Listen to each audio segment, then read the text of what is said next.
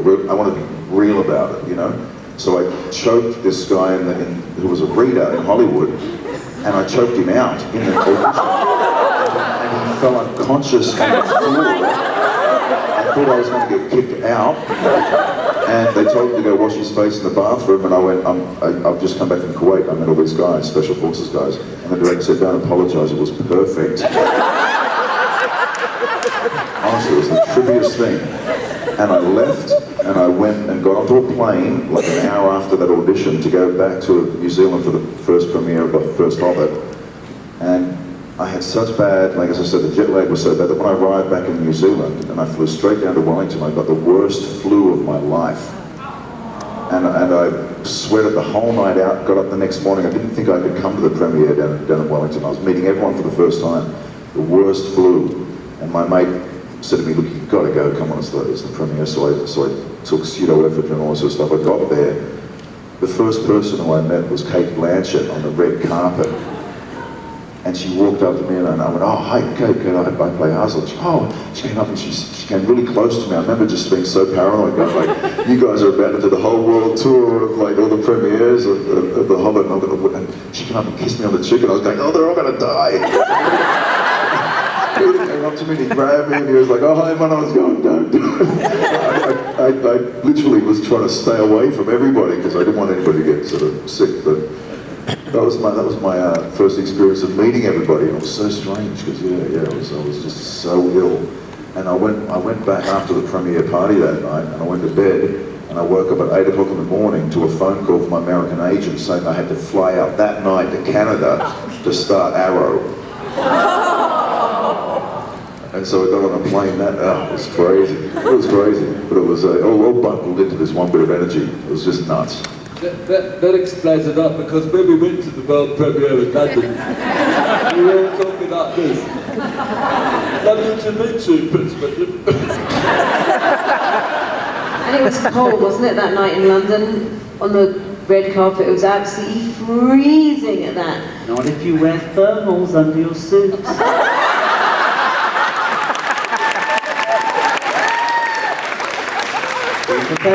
The good thing about wearing thermals under your suit is if someone spills an entire plate of beef teriyaki that's just arrived at your table into your groin, the thermals may stop you being so sticky through the rest of the night. That's a really good idea, wearing thermals under your very expensive suit. That gets an entire plate of beef teriyaki. Look, he's still feeling bad about it. We went out to dinner last night. It's a very lovely Japanese restaurant, sort of fusion. Don't know what that was fusing with, but it was very lovely. And we ordered far too much food, and I, possibly owing my overexcitement and overhunger, got another big, huge plate of beef teriyaki with vegetables and a lot of sticky sauce. And came out, and the guy that waited was very understanding. He said, look, it's taken a while, you're probably not going to eat this, so we'll take this one off the bill. And it was like, no, it's fine, we'll eat it. And at which point Adam picked it up going, oh, would you like some teriyaki? And a small blob of sticky teriyaki and a piece of broccoli went, bloop. I went, oh well. And then an even larger sticky blob went, bloop, bloop. And at that point Adam went, oh! The entire plate of beef teriyaki. It's my lap. It's fine, I'm not worried about it at all. I couldn't do anything to help because it would be like mopping up your... I was just in shock though. Hauling up plates of meat. It's great. In order to try and put the memory of the teriyaki behind us, I think we have time for one more question. The memories. The memories. What's the memories? Oh, Alabama, Scotland. Oh. It's just because Billy had to fly home, and it doesn't feel right without him. So we just have to have like little pretend Billy. Do you have a question at the back there? Sorry, do you have a question? Kirsten, I'm letting you know we're at the 5-minute mark, so... Right, Joe.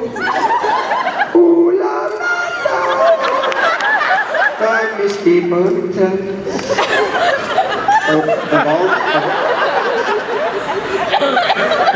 all the other characters throughout your filming, which other character would you have enjoyed filming or portraying the most? Oh, I think I would have been Marvelous Scandal. You shall not pass the bread and butter.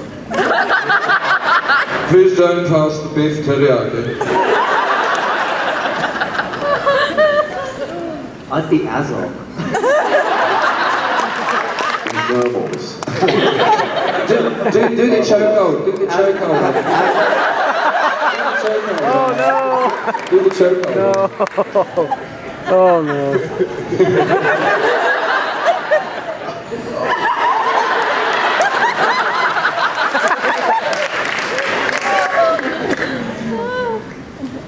Oh, I'd do anything because I didn't meet anybody. I'd like to have seen another character. Yeah. You know what? I'd love to have just met Richard Armitage. Well, I mean, I had to fight a stunt guy. You know what I mean? And you know, then later on, I was put in front of Richard. You know, so all of these people I met subsequently. But you know, it's the brilliance of how this film is constructed. You know, it blew me away that you know I would be doing what I was doing in that little green screen room, motion capture room. And it was fun, you know, that I got to the movie and it was almost like, you know, I couldn't quite work out how I'd done what I'd done in this little suit and where it was on the screen so big, you know, but hey.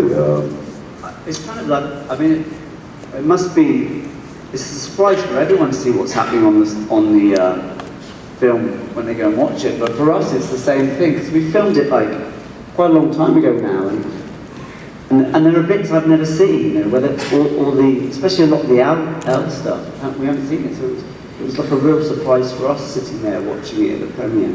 We started filming in 1861.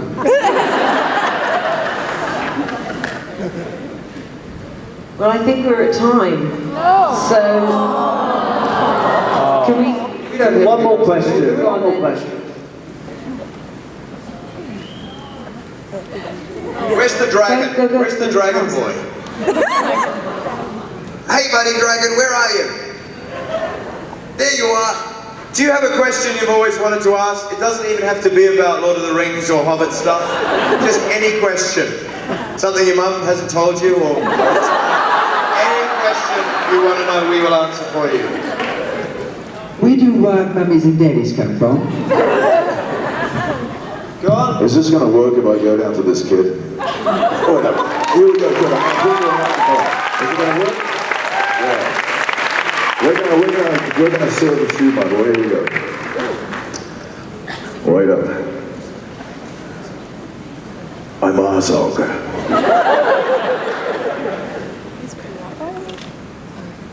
My favorite Pokemon is Charmander.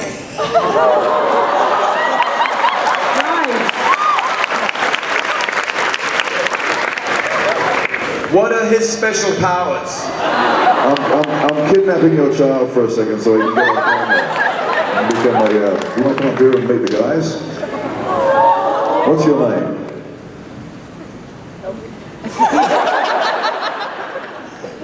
What's your name? Where is Azog taken? Did I terrify this kid? I'm not really Azog. I'm actually just an actor. But here, go up and meet these guys. These are the guys who are the stars of The Hobbit. This is Heath, everyone. Say hi, Heath. Hey, Heath, how you doing, man? Good to meet you. Heath cuts a good swag, doesn't he? Heath, tell us what your favorite Pokemon is again? Charmander. And what are his powers? Fire. Are you dressed as him? Yeah. Wow. Can we see your tail?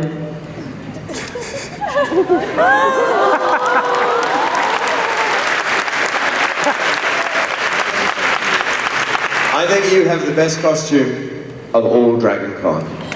Yeah? Awesome. Good on you, kid. Do you want to say thank you very much, everyone, for Dragon Con, and we hope to see you again next year. You've been amazing. This has been the best time we've all had in our whole lives.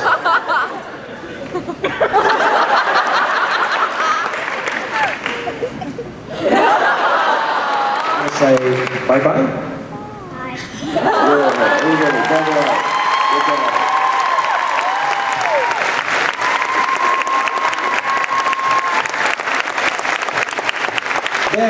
That's my favorite memory of Dragon Con, right there.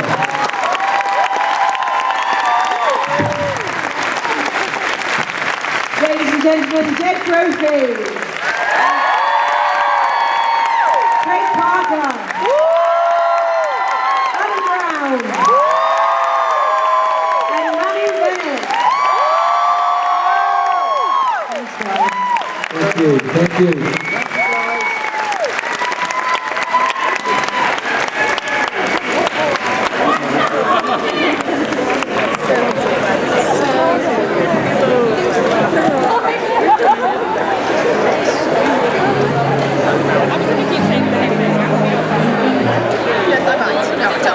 I don't mind.